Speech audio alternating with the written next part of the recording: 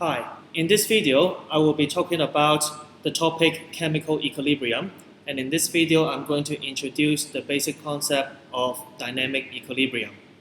So let's get started. So first of all, there are two types of reactions. 1. Irreversible reaction. 2. Reversible reaction. For irreversible reactions, reactant reacts to form the product, and the product will stay forever. The product will not react and go back to the reactant. What are some examples of irreversible reactions? Well, the acid-base reaction, for example, hydrochloric acid reacts with sodium hydroxide to form sodium chloride and water. Now, the sodium chloride and the water as products, they are unable to react together and goes back to the hydrochloric acid and sodium hydroxide. So this is an example of irreversible reaction. Other examples such as rusting or some displacement reaction, they are irreversible. Now for reversible reactions, basically the products are able to react with each other and goes back to the reactant. So what are the examples? For example, weak acid or weak alkaline dissociating in water to form ions and H plus or OH minus depending on acid or base. For example, ethanoic acid ionized in water, it forms ethanoic ions and H plus. And in Form 4, when we are writing this equation, we use the reversible sign. And in Form 4, we say that the reversible sign means that it is a weak acid of which it partially ionized in water. Now, partially ionized in water, actually, from the perspective of equilibrium, we say that the products are able to react with each other and goes back to the reactant. In other words, the reaction never goes complete. So that's why we say weak acid, they incomplete or partially ionized in water to form the ions. Okay? Some other examples of reversible reaction include the thermal decomposition of calcium carbonate, also esterification. So these are some common reversible reactions. Okay? Now let's go back to the notes and highlight some key points. So reactions can be reversible. The reactant can react to form the product via forward reaction. Now forward reaction basically means from reactant to product. So if the reaction go in this direction, we call it forward reaction. Now at the same time, for reversible reaction, the product molecules can react with each other reversibly to form the original reactant molecules. And if that is the case, that direction, we describe it as backward reaction. Okay? And this is the reversible arrow that we use. And please pay attention to the arrows. Okay? We use the fish hook arrow instead of a full-headed arrow. So please pay attention to that. Alright, now we will go to the next page and I will illustrate how the concentration of reactant and product changes as the reaction proceeds for a reversible reaction. So let's just say we have reactant A reacts reversibly to form product B. Okay? Now, we also want to look into the concentration at different time points. So we also include the time. So this is time equals to 0 minutes. So at the beginning there is no reaction, of course. Let's just say we start off with 100 molecules of A and we don't have any B. Alright, as time proceeds to the first minute, you will expect some A will react to form B. Let's just say 30A has reacted to form B. So there will be 30A less and we will form 30B. So after the first minute, we should expect to have 70A and also 30B. Okay? Now this is what is going on in the first minute. Now what about during the next 1 minute time? Okay? Now First of all, here we only got 70 molecules of A, so the reaction should be slower than before. This is because the concentration of the reactant has decreased. So this time, instead of 30 within a minute, probably only 20 a minute. So probably this is how they react.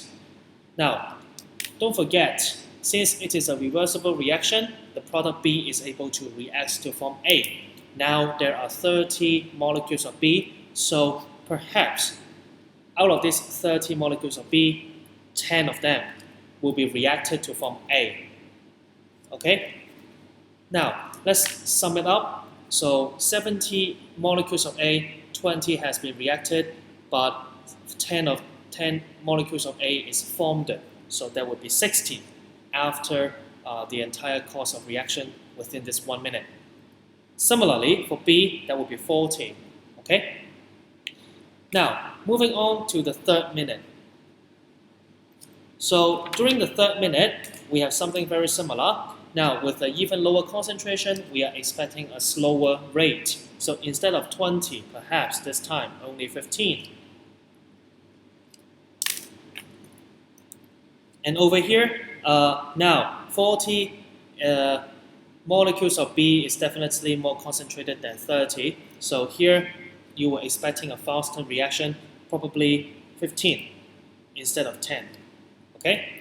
Now, let's sum it up, and you realize that A, there is no change in concentration of both A and B, isn't it? And you were also expecting that even when the time goes to the 4th minute, 5th minute, 7th minute, the concentration is not going to change at all, simply because the rate of both sides of the reactions are the same, isn't it? Now, so at this moment, you realize that 60-40 here, okay, they will maintain this constant concentration starting from the 2nd minute, isn't it? So the 2nd minute is when the equilibrium is reached. Okay, equilibrium is reached. Okay. Now, when equilibrium is reached, we also observe two features. Okay, we also observe two features. So at equilibrium,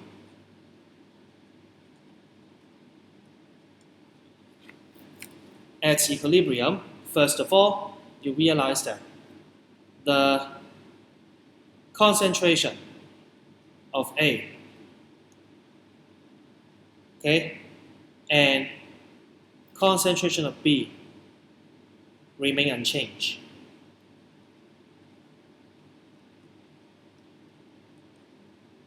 Okay? And secondly, if you check out the rate of reaction, which is exemplified using these numbers, okay, you realize that the rate of forward reaction is the same as the rate of backward reaction. Okay? So these are the two key features when equilibrium is reached. And lastly, I also want you to notice that it takes time to reach equilibrium. Okay? In this example, it took 2 minutes to reach equilibrium. So it takes time for equilibrium to be established. Okay? So these are all the key items I want you to pay attention to. Okay? Now, let's go back to the left-hand side and highlight some key pointers again.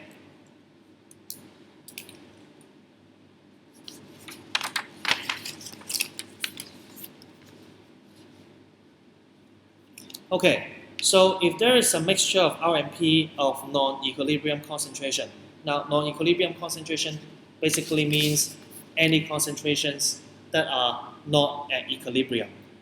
Okay, so 100 and 0. definitely not at equilibrium. So when the concentration of R and P are not at equilibrium, then we are expecting forward reaction and backward reaction are proceeding at the same time. And to the point where the forward reaction and the backward reaction proceeding at the same rate, then we say that equilibrium is reached. Okay? Now going down here, we see two graphs. Now pay attention for this topic. Many of the questions or many of the concepts will be expressed or illustrated using graphs. So make sure you know how to interpret these graphs. Now the first one is a concentration time graph. Concentration time graph. So in this case, we have a reactant R reacting reversibly to form a product P. Okay? So at the beginning, we have a lot of R but no P. So R will be consumed, and therefore the concentration decreases. And you also notice that the initial rate is the fastest, as you can see that the slope will have the largest magnitude. Okay? Now, as the reactant is consumed very quickly, the product is also produced very quickly. So that's why for both curves, the magnitude of the slope is the greatest when time equals to 0. Okay? Now, when equilibrium is reached, you realize that the concentration of R and P become constant. Okay? Also pay attention that the shape of the graph should be a curve rather than a straight line. Okay? Now for the second graph, this is even more important. This one is a rate time graph. So showing you how the rate of reaction vary as time proceeds. Now, first of all, the rate of reactant R should be the highest at the beginning. Like I said, the concentration of R is the highest at the beginning. Okay? If you refer to what I just drew on the right hand side here, you see that the initial rate is the highest because the concentration is the highest. So this one, -30. Okay? In terms of magnitude, it is the highest. Okay? So it has a very fast rate at the beginning and gradually decreases. P, on the other hand, the rate gradually increases. Now, but pay attention. At equilibrium, the rate of reactant and product should be the same. That means the forward reaction and the backward reaction must be the same. And this is the characteristics of reaching equilibrium. Okay? So that is everything you need to know about the graphs. Now, for concentration time graphs, the two curves does not necessarily be be P higher than R. It could be R higher than P, or even in rare situation, these two can join together. But it is definitely not necessary. But for rate time graph, the two curves must join together when equilibrium is reached. Okay? Moving on to the next page. So the next page here, we have physical system and chemical system. Very simple. Physical system are dealing with equilibrium system involving physical change, such as liquid water turns into water vapor. You can think about it as having a container. Inside we have water, liquid water, H2O liquid, and then on top we have something that can completely close the beaker. Okay? Now, you will expect inside this beaker, you will have H2O, part of the H2O exists as liquid, part of the H2O exists as a gas. And this one, the concentration of gas and the concentration of the liquid water should be constant once equilibrium is reached. Okay? Now, chemical system, definitely talking about equilibrium situation involving chemical reaction. In other words, reversible reactions. And of course, most of the time we will be focusing on chemical systems. Okay? Now down here, characteristic of dynamic equilibrium. So we sort of talked about that in the previous page. It's quite important that you know at least two characteristics of dynamic equilibrium. First of all, equilibrium can only be reached in closed system. Okay, what do you mean by closed system? Here, closed system means that the matter cannot be exchanged with its surroundings. That basically means you cannot allow the reactant or the product to escape out of the container, or you do not allow any other substance from the surrounding to get into your container. Okay, just think about it. If you have an equilibrium system, that is achieved in this setup, and suddenly you open the lid, then the water vapor will definitely escape it. So you will expect more and more liquid water turns into water vapor, and if this allowed to take place for a longer time, eventually all the water will be gone, isn't it? Then you can never reach an equilibrium system, right? So here, as reactant and product molecule may escape from an open system, okay?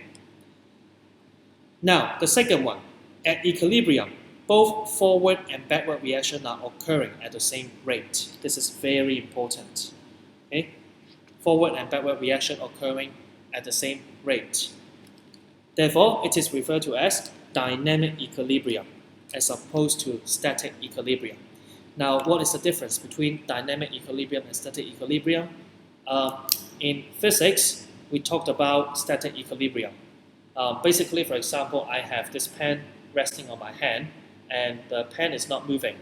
And the reason is because the gravitational force is counteracted or balanced by the upper reaction force. So there is no net force acting on the pen, and therefore it is not moving around. In this case, it remains static. So this is a static equilibrium. There is nothing moving in this system. For chemistry, we talk about dynamic equilibrium because even when equilibrium is reached, actually forward reaction and backward reaction are still undergoing, right? It just happened that the rate of forward and backward reaction are the same, okay? So this is why we call dynamic equilibrium. Now, 3, at equilibrium, the overall physical properties do not change. Now, for example, if you look at this iodine equilibrium system, so in a closed container, perhaps there's a bottle, and with a cap sealed off the bottle, if you put some iodine inside, then you will expect to see the bottle will appear purple in color because of the iodine vapor.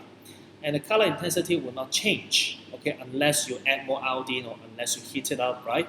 So we say that the color, okay, will not change. Now, color is just an example of physical properties, but other properties should not be changing as the concentration of reactant and product remain constant at equilibrium. Okay? Now, 4 here, equilibrium can be attained from both reactant side and product side. Now, just now from our illustration at the back, we try to achieve equilibrium from left to right, from reactant to product. But what if next time I add 100B but no A? Can I reach equilibrium? Yes, of course. So this is to tell you that equilibrium can achieve from either side. And lastly, it takes time for equilibrium to attain equilibrium. Okay? So these are some features of dynamic equilibrium. I would like you to pay extra attention to the first 3. Okay? Now moving on to the next page, we have a practice question. So please try out the question yourself first, but of course you pause the video first. After you have completed, play the video and check the answers. Okay, let's have a look. We have a reversible reaction. We have 1 mole of hydrogen, 0.8 mole of iodine in a closed container. When equilibrium is reached, we observe 0.8 mole of HI. So how many moles of H2 and I2 respectively at equilibrium? So we can make use of a table. You can have H2 reacts with I2 to form 2HI. So we can have the concentration at the beginning and at equilibrium. Okay, so we start off with 1 mole of H2, 0.8 I2, and we don't have any HI at the beginning. At equilibrium, we are having 0.8 mole of HI, and think about it, from 0 to 0.8, of course, there are 0.8 mole of HI increased. Okay? Now, judging from the mole ratio, 1 to 2, if you form 0.8 mole of HI, of course, you need to minus 0.4 mole of I2, also for H2. Okay? Simply using mole ratio. So the answer would be 0.4, 0.6. Okay? Now, B here, using the information, we plot a graph to show how concentration changes from the beginning until equilibrium is reached. So, graphical representation, of course, we need to set up our axis. And this one, we are showing concentration time graph. Okay? So, concentration and then time. Okay? I will quickly put down some scale.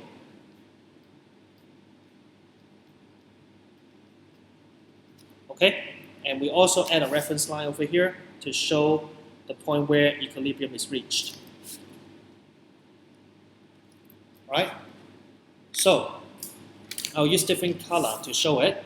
First of all, I want to show the concentration of H2. So I start off 1 over here, ends up 0.6 at equilibrium.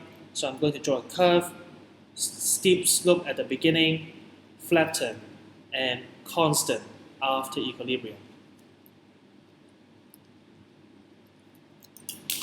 Next one would be I2. I2 start off 0.8, ends up 0.4. Again, steep slope at the beginning, gradually flatten, and then level off after equilibrium is reached. Lastly, for HI, start off with 0, goes up all the way to 0.8. Steep slope at the beginning, level off at equilibrium. HI. Okay?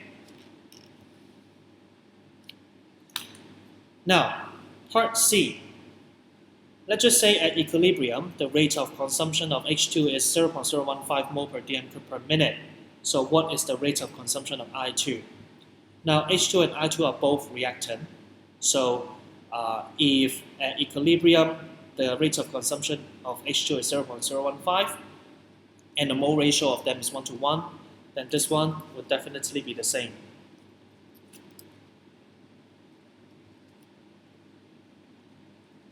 Okay. The second one, what about the rate of consumption of HI? Now, rate of consumption of HI, so think about it, they are in 1 to 2 ratio, right? 1 to 2 ratio. So if in this part it consumes 0.015, then here it should consume 0.03. Okay? So here it should be 0.015 multiplied by 2 equals to 0.03 mole per dm cube.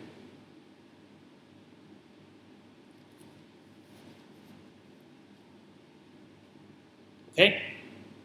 Remember, at equilibrium, the rate of forward and backward reaction must be the same. Or at the end, we want to have the concentration of the chemical species remain unchanged. So you think about it. When I2 is consuming 0.015 mole per dm cube per minute, so when this concentration is consumed, you will expect to see 0.03 mole per dm cube of HI being formed, right? So in order to maintain a constant concentration at equilibrium, HI must also consume itself 0.03 mole per dm cube, okay, so that the concentration remain unchanged, okay? Now part D, state 2 characteristics, you can simply refer to page 4. Okay, so that's it for the introduction of basic concepts of dynamic equilibrium, and that's it for today's video.